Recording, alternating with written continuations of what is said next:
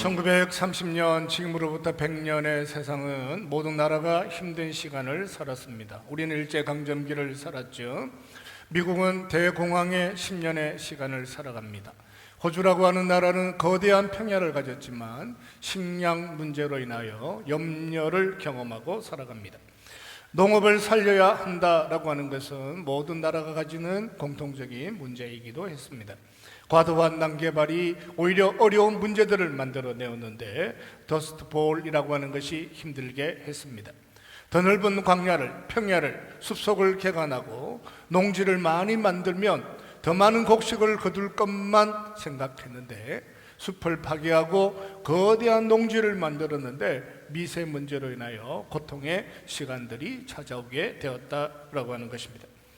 호주 정부는 농업 생산성을 높이기 위해서 해충을 잡아먹는 사탕수수 뚜꺼비를 투입하게 되었습니다. 뚜꺼비가 해충을 많이 잡아먹으면 농업의 생산력을 높일 수 있을 것이다 라고 하는 것이 100년 전에 살았던 사람들의 생각이기도 했습니다. 그런데 정작 막상 뚜꺼비를 투입하고 나니까 동물들이 뚜꺼비를 잡아먹는데 토착 동물들이 뚜꺼비를 잡아먹는 것 때문에 뚜꺼비의 독으로 인해서 동물들이 죽어나가는 이상한 현상들이 생기게 되었습니다. 인류가 가지는 삶의 고민은 그런 거죠. 인간이 무엇인가 문제를 해결하기 위해서 어떤 일들을 하기만 하면 거기에는 반드시 대가 지불을 해야 하는 것들이 따라오기도 합니다. 급기야 올챙이를 투입하고 뚜꺼비의 올챙이를 투입해서 조그마한 독을 가진 작은 독을 가진 뚜꺼비의 올챙이를 토착 동물들이 먹기 시작하면서 독을 경험하게 되었는데 살아남는다. 그 독은 백신이 되었다라고 보고를 합니다. 올챙이의 독은 나쁜 것이기도 하지만 그 작은 것을 경험함으로 말미암아 토착 동물들은 오히려 생존의 문제를 해결할 수 있었다라고 표현합니다. 인생을 살아가는 동안 수많은 문제를 만나는데 그럴 때마다 염려를 만나게 됩니다. 염려는 우리 인생의 독이 될까요? 백신이 될 수 있을까요? 그것은 염려를 어떻게 해결하느냐에 따라서 염려를 경험한 것 때문에 독이 되기도 하고 염려가 자기 인생을 더 풍요롭게 하는 백신이 되기도 합니다. 오늘은 염려를 통하여 하나님이 원하시는 것이 무엇인지에 대하여 추적해 보려고 합니다. 31절 말씀을 다시 한번 보시기 바랍니다. 그러므로 염려하여 이르기를 같이 읽읍시다. 시작. 그러므로 염려하여 이르기를 무엇을 먹을까 무엇을 마실까 무엇을 입을까 하지 말라. 그러므로 염려하지 말아라 하는 것으로 시작하고 있습니다. 그러므로 염려하지 말아야 합니다. 그러므로 무엇을 먹을까 염려하지 말아야 합니다. 그러므로 무엇을 마실까 염려하지 말아야 합니다. 하나님이 원하시는 삶의 현실입니다. 그런데 왜 인생에게는 먹을 것, 입을 것, 마시는 것이 염려로 찾아오게 되었을까요? 재밌는 것은 먹을 것을 염려하는 것은 먹을 것이 없어서 염려하는 것이 아니다라고 하는 거예요. 먹을 것이 없으면 사람들은 분노합니다. 먹을 것이 있음에도 불구하고 먹을 것 때문에 염려하고 살아가는 것이 우리가 만나는 삶의 고난이기도 합니다. 무엇을 입을까 하는 것은 당장 벌거벗고 있는 삶의 자리가 아니라 옷을 입고 있는데 앞으로 무엇을 입을까라고 표현하면 그것이 우리의 삶의 염려가 되기도 하죠. 만나가 없는 것이 아니라 지금도 만나가 있습니다. 오늘 아침에도 만나를 먹었습니다. 이 만나는 내일 아침에도 있을까? 오늘은 만나를 먹었는데 내일 아침에도 이 만나가 있을까라고 표현하면 그것이 염려이죠. 정년 40년을 살아가는 동안 의복이 헤어지지 아니하고 그 발이 부르트지 않는 하나님의 은혜를 경험하고 살아갑니다. 의복이 헤어지지 않았습니다. 오늘까지 의복이 헤어지지 않았는데 내일도 이 의복이 헤어지지 않을까라고 생각하면 그것이 염려가 되죠. 지금까지 광야길을 걸어오는 동안 발이 부르터서 한 번도 아파본 적이 없습니다. 그런데 정작 문제는 오늘까지는 잘 살았는데 내일 아침에도 발이 건강할 수 있을까? 이렇게 질문하면 그 질문이 염려를 만들어내기도 합니다. 왜 이러한 현상이 일어날까라고 하는 것에 대하여 성경은 이렇게 대답을 했습니다. 24절 이렇게 원인을 분석했죠. 한 사람이 두 주인을 섬기지 못할 것이니 같이 읽읍시다. 시작. 한 사람이 두 주인을 섬기지 못할 것이니 혹 이를 미워하고 저를 사랑하거나 혹 이를 중히 여기고 저를 경히 여김이라. 너희가 하나님과 재물을 겸하여 섬기지 못하느니라. 하나님과 또 다른 주인이 되기를 원하는 어떤 것들을 겸하여 섬기면 그것이 너의 삶에는 염려가 될 것이다 라고 하나님이 대답해 주셨습니다. 오늘도 건강하게 만나를 잘 먹었는데 왜 그것이 염려가 될까요? 또 다른 주인이 찾아오면, 너 인생에 하나님 외에 또 다른 주인이 찾아왔는데 그 주인이 되고 싶어 하는 것을 허락하면 그 모든 것이 너의 인생에는 염려가 될 것이다 라고 말씀합니다. 우리는 두 주인을 섬길 수 없는 사람입니다. 우리는 하나님의 백성입니다. 예수 그리스도의 제자로 살아갑니다. 구원받은 은혜의 사람으로 살아가죠. 이 땅에 잠시 머물러 있는 동안 믿음으로 살지만 하나님 나라에 가면 영원한 사람으로 살아야 되는 사람인데, 우리는 이 땅을 살아가는 동안 두 주인을 섬길 수 없는 사람이라고 하는 것이 분명합니다. 그러나 세상은 그렇지 않죠. 세상에는 두 주인을 섬기는 사람들이 있습니다. 어떤 사람들은 여러 주인들을 섬기며 살아가는 사람들도 있습니다. 이런 사람들은 정함이 없는 사람들인데, 또 두 주인을 섬겨서 부하기를 원할 뿐만 아니라 부하게 살 수만 있다면 여러 주인이라도 섬겨서 모든 것을 주인으로 만들어서 돈만 벌 수 있다면, 염려만 하지 않는 세상을 살 수만 있다면 여러 주인을 섬기겠다라고 하는 것이 세상 사람들, 본문에 등장하는 이방 사람들이 살아가는 삶의 현실이기도 합니다. 그러나 하나님은 자기 백성들에게 너희가 두 주인을 섬기면 너의 삶에는 어김없이 염려가 찾아오게 될 것이다 라고 말씀하셨습니다. 문제는 겸하여 섬기는 거죠. 하나님의 말씀은 누가 주인이냐 라고 물었을 때 단 한 번도 양보해 본 적이 없습니다. 하나님은 언제나 우리의 삶의 주인이기를 원하시죠.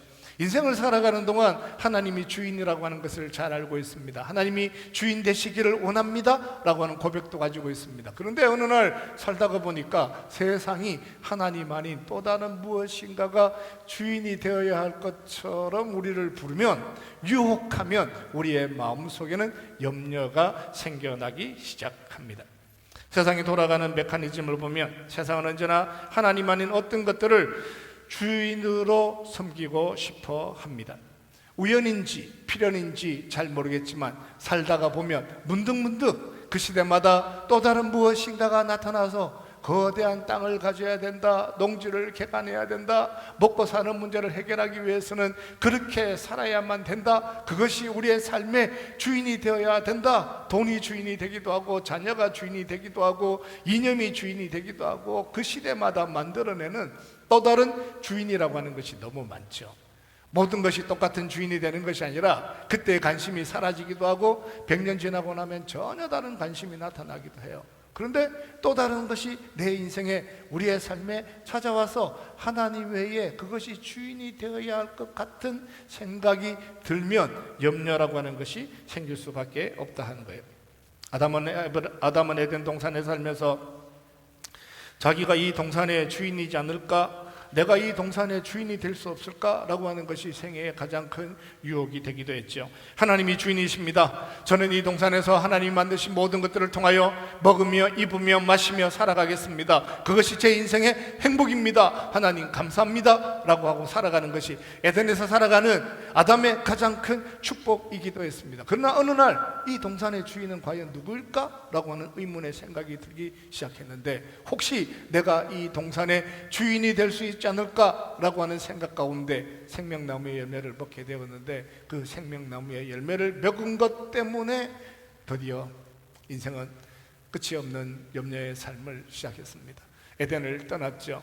에덴을 떠나서 살아가는 인생은 수많은 유혹 앞에 노출되어지는데 끊임없이 내가 주인인 것처럼 표현하는 세상을 만나야만 했습니다. 세상을 만날 때마다 염려를 경험하고 살아가는 것이 우리가 가지는 삶의 공고함이기도 합니다. 하나님이 이렇게 말씀하셨습니다. 섬기는 것과 다스리는 것은 다르다라고 말씀하시고, 하나님을 섬기며 살아라. 돈은 다스리며 살아라. 돈은 소유하고 살아라. 관리하고 살아라. 돈은 합리적이게 잘 관리하고 살아라. 너의 삶에 있어야 할 만큼, 또한 너의 꼭 필요에 따라서 잘 관리하고 살아라 하나님 말씀하셨죠. 하나님은 사랑하는 거고 돈은 관리하는 거고 하나님은 섬기는 거고 돈은 너의 인생의 소유가 되어서 소유가 또 다른 것이 행복이 될 수 있도록 하라 이렇게 말씀하셨는데, 사람들은 스스로 생각하기를 돈을 소유하는 것으로 끝나지 아니하고 돈이 주인이 되면 더 큰 행복이 있을 거다라고 생각하고 살아가는 것이 인류가 가지는 삶의 오해이기도 했습니다. 돈을 주인으로 섬기면 더 많은 돈이 자기를 먹어 살릴 것처럼 생각이 들죠. 근데 신기하게도 돈을 주인으로 섬기며 살아가는 삶에는 염려라고 하는 것이 끊임없이 찾아오는 거예요. 염려가 찾아왔다. 왜 찾아왔을까? 돈이 내 마음에서 또 다른 주인이 되기를 원하는구나 라고 하는 것을 발견해야죠. 알고 보면 염려는 가난한 사람들이 하는 것이 아니라 부자들이 하는 전염병과 같은 것일 수도 있습니다. 가난한 사람들은 염려하지 않습니다. 가난해 보셨어요? 가난하게 살 때 염려하셨습니까? 가난할 때는 염려하지 않습니다. 가난할 때는 눈물이 나죠. 가난은 고통입니다. 가난은 힘든 거예요. 가난은 염려하지 않습니다. 어차피 아무것도 없기 때문에 지켜낼 것도 없고 힘든 것도 없으니까 가난 때문에 염려할 이유는 없죠. 그런데 무엇인가를 가져보았습니다. 무엇인가를 소유해 보았습니다. 무엇인가를 가지고 살아가는데 그 가졌다라고 하는 것은 평생에 끊임없이 염려가 되는 거예요. 그리고 어떤 사람들은 가지지 않는 것이 행복이다, 무소유가 행복이다 이렇게 표현하는 사람도 있어요. 가난하면 행복할 것 같은 이상한 유혹도 있습니다. 가난이 행복이 아니다 이렇게 표현하시죠. 하나님은 오히려 너가 인생을 살아가는 동안 주인으로 섬기지 말아라, 소유하고 살아라, 관리하고 살아라, 청지기로 살아라. 그것들을 잘 관리해서 2달란트를 4달란트로 5달란트를 10달란트로 만들며 살아라 이렇게 말씀하신 하나님의 말씀이 있음에도 불구하고 그것을 주인으로 섬기면 인생은 공고한 일들을 반복하고 살아갈 수도 있습니다. 가난하냐 부자냐가 문제가 아니라 돈을 주인으로 섬기고 살아가는 삶에는 염려라고 하는 것이 끊임없이 찾아올 수밖에 없다고 하나님 우리에게 설명을 하시는 거예요. 그게 하나님을 주인으로 섬기고 살아야 하는 사람이 돈에 대하여 기웃거리기 시작하면 염려라고 하는 것이 찾아올 수밖에 없습니다. 그러니까 여러분 인생을 살아가는 동안 어느 순간에 염려라고 하는 것이 찾아오면 내가 인생에 또 다른 주인을 만들어 보려고 시작하고 있구나. 또 다른 주인이 내 마음 안에서, 또 다른 무엇인가가 내 마음 안에서 주인이 되기를 원하는구나 라고 하는 것을 깨달아야 돼요. 그것을 발견해야 돼요. 내가 하나님의 주인인 것처럼 살았는데 어느 순간부터인가 염려가 시작되었구나. 알고 봤더니 거기에 또 다른 인생의 주인이 되고 싶어하는 무엇인가가 내 안에서 작동하고 있구나 라고 하는 것을 발견해야 돼요. 사랑하는 성도 여러분, 여러분 마음에 염려가 찾아올 때 당황하지 아니하고 그 염려를 붙잡고 하나님의 은혜 앞에 나아갈 수 있는 믿음의 사람들이 될 수 있기를 주님의 이름으로 축원합니다. 할렐루야. 옆에 분들과 축복합시다. 당신은 복받은 사람입니다. 행복하십시오. 왜 행복하고 복받은 사람이냐면요, 염려가 찾아왔을 때 내 마음 안에서 또 다른 무엇인가가 주인이 되고 싶어 하는구나 라고 하는 것을 발견하는 것이 중요하다고요. 목사님, 저는 평생을 염려하고 살았는데요, 평생을 두 주인을 섬긴 거예요. 네? 제 삶에는 염려가 끝이 없었는데요, 한 번도 하나님만이 내 인생의 주인이시다, 오직 하나님만이 모든 문제를 해결할 거다, 하나님 앞에 전적으로 맡기고 은혜의 삶을 살아야겠다라고 하는 이 결단이 제대로 세워지지 않으면 평생 이상한 염려 앞에 끌려다니며 살아갈 수도 있습니다. 하나님은 언제나 우리에게 주인이 되기를 원하셨습니다. 하나님 우리 인생의 주인이 된다는 말은 하나님이 책임지신다 라고 하는 거예요. 하나님이 책임지신다. Dust Bowl, 드디어 먼지가 온 세상을 뒤덮을 때 100년 뒤에 호주의 그 더 넓은 벌판이 될 것이라고 그들이 상상을 했겠어요? 대공황을 경험하고 살았던 그들이 남의 나라에 관심조차도 가질 수 없는 그 나라가 100년 뒤에 그런 나라가 될 거라고 하는 것을 상상이나 했겠어요? 가난하고 부족하여서 한 끼 먹고 두 끼 먹고 점심을 주전자에 물 마시며 살았던 사람들이 이런 나라가 될 것이라고 하는 것을 상상을 했겠어요? 그 안에서 나는 오직 하나님이 우리 인생의 주인이 되시고 하나님이 책임지시고 하나님께서 먹이시고 입히시고 하나님께서 돌보신다 라고 하는 믿음으로 살아온 어떤 사람들을 통해서 하나님은 그들을 축복하기를 원하시고 은혜 베푸시기를 원하시고 오늘도 그 염려를 해결하기를 원하시는 것이 하나님의 생각이라고 말씀하셨습니다.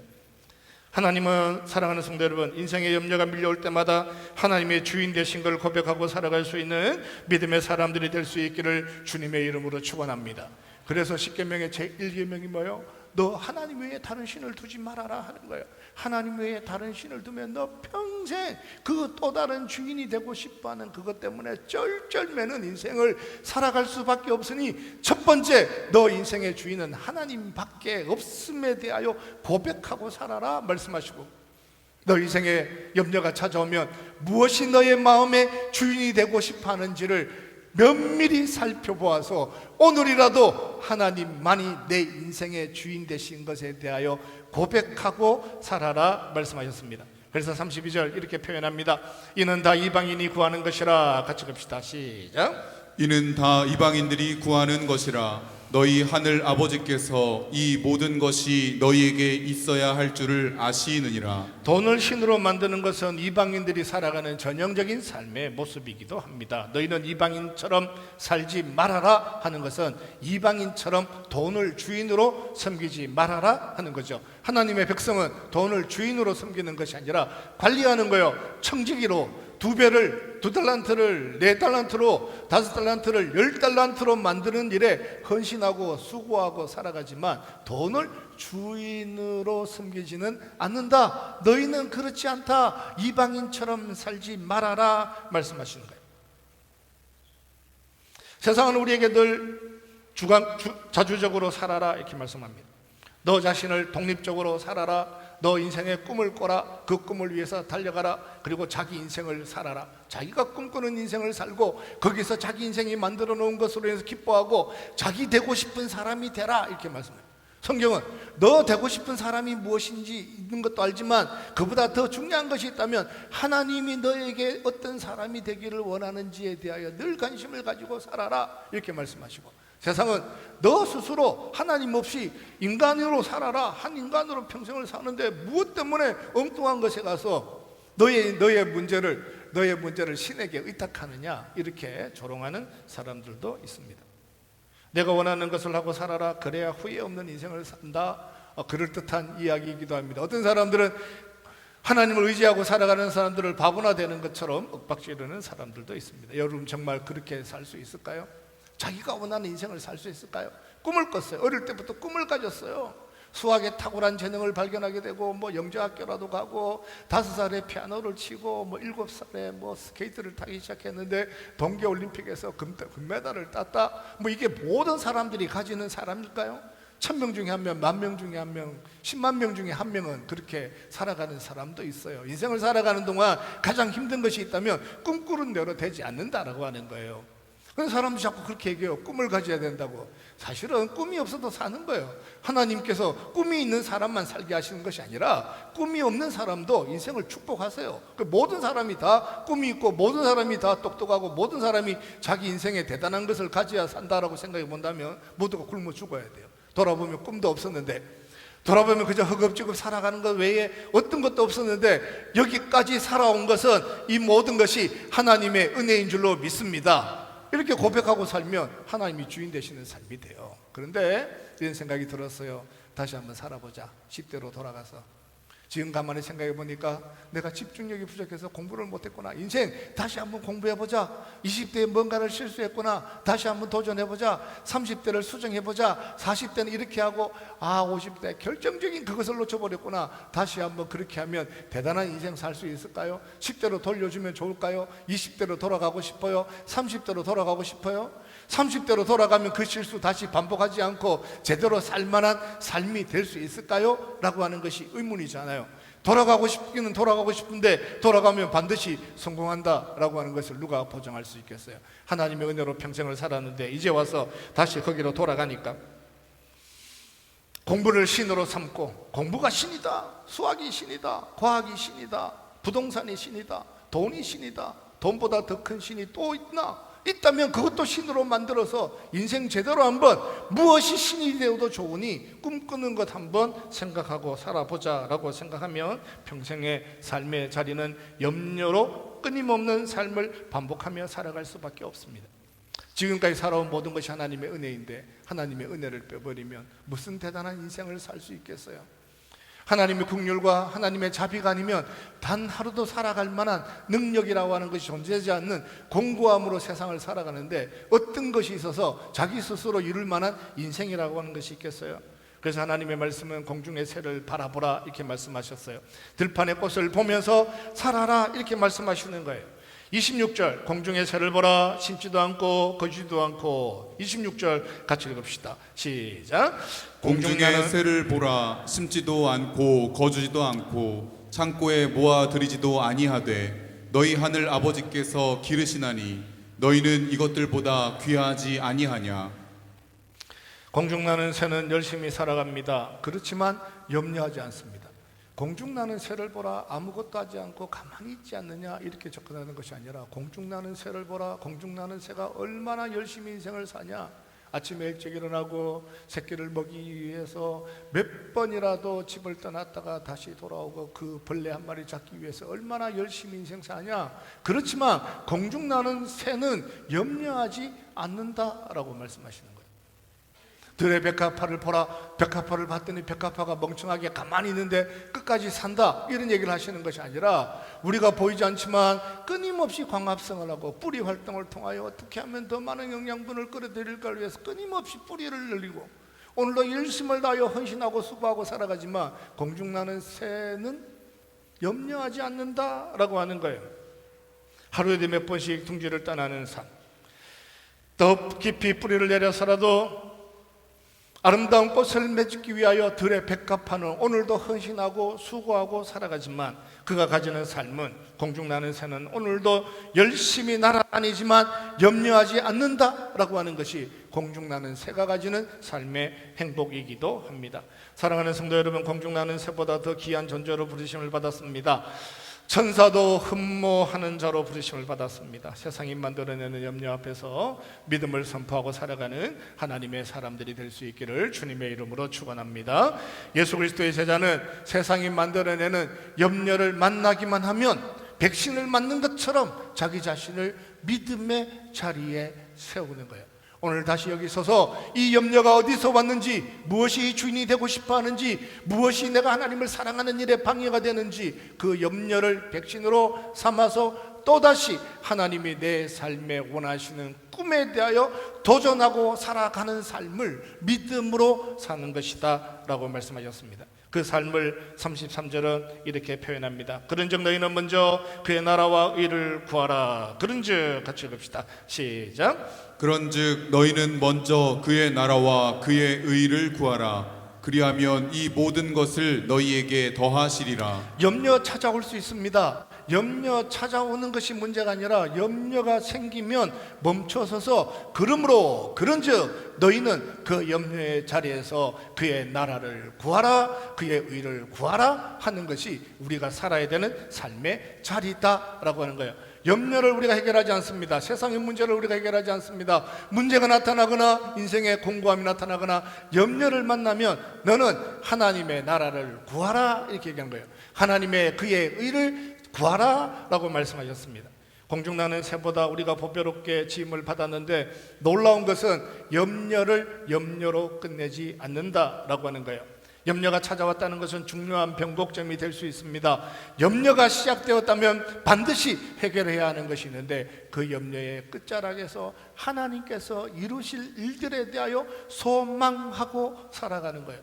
염려를 해결해야겠다라고 하는 것과 하나님의 나라를 구하는 것은 구별하고 살아라 하나님 말씀하시죠.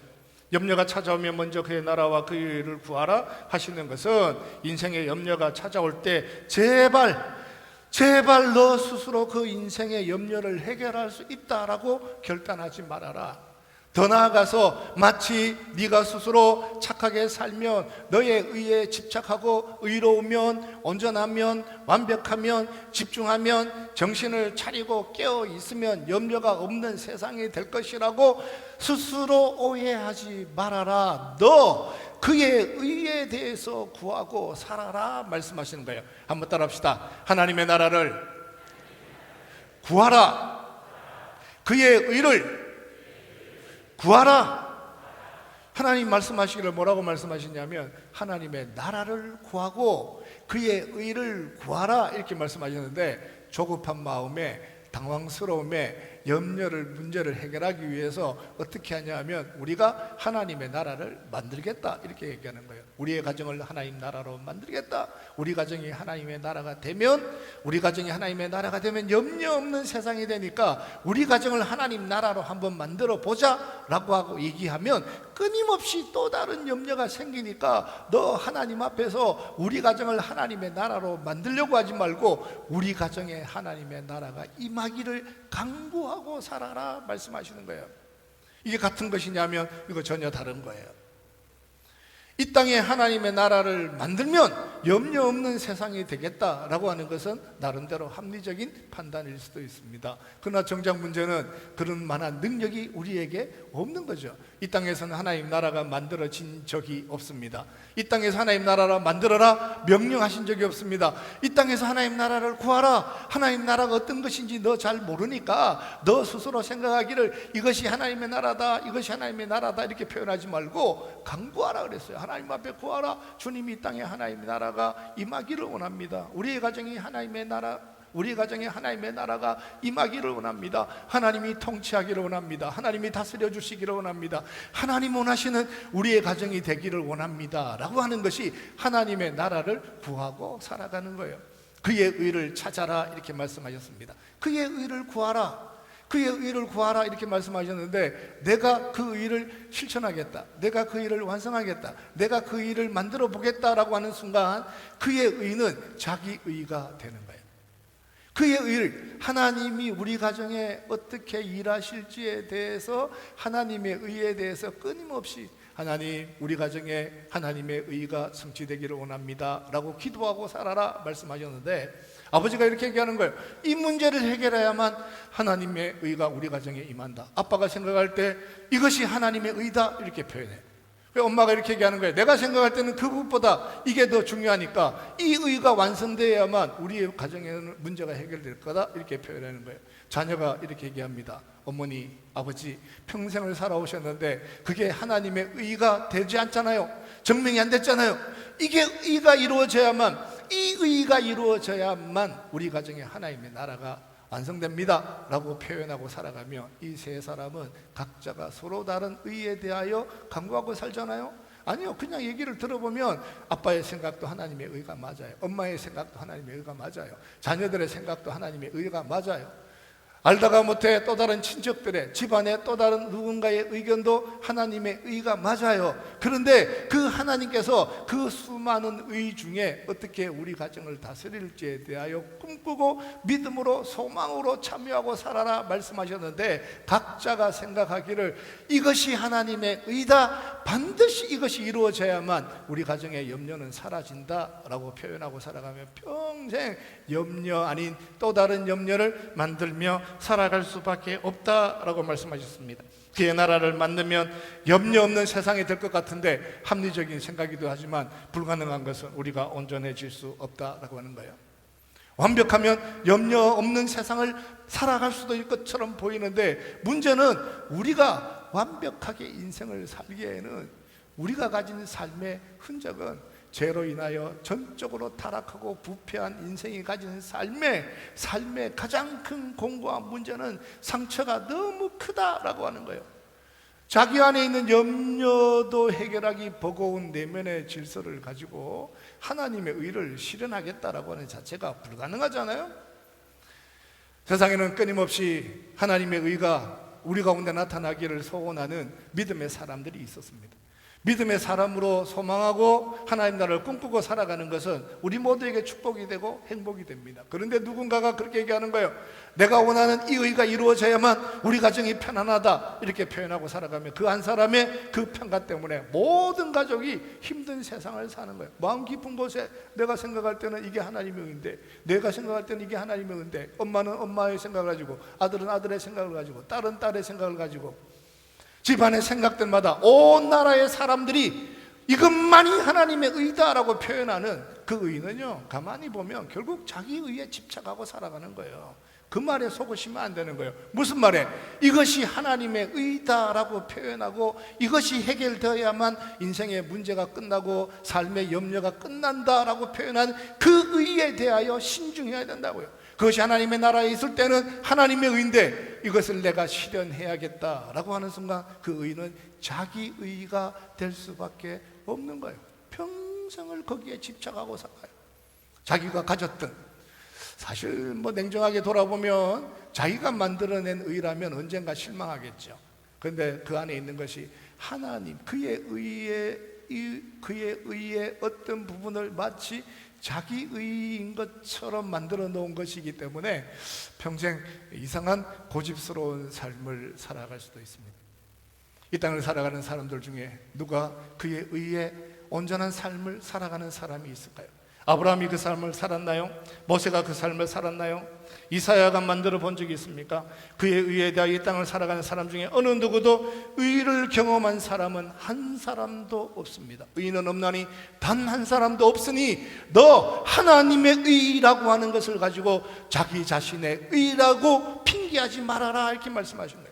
무엇이 힘든 거예요? 하나님이 의를 이루실 것이다, 하나님이 의를 이룰 것이다, 하나님의 나라가 세울 것이다. 100년 뒤에 아무것도 알지 못하지만 어떤 나라가 될런지, 어떤 가정이 될런지, 어떤 회사가 될런지 알지 못하지만 하나님께서 우리의 가정을 이끌어갈 거다, 하나님께서 우리의 회사를 이끌어갈 거다라고 하는 하나님의 의에 대하여 간구하고 믿음으로 살아라, 이렇게 표현했는데, 그 중에 어떤 것을 자기가 마치 그의 의인 것처럼 오해하면 인생은 점점 더 많은 염려, 또 다른 염려를 만들어내는 이상한 삶이 되기도 합니다.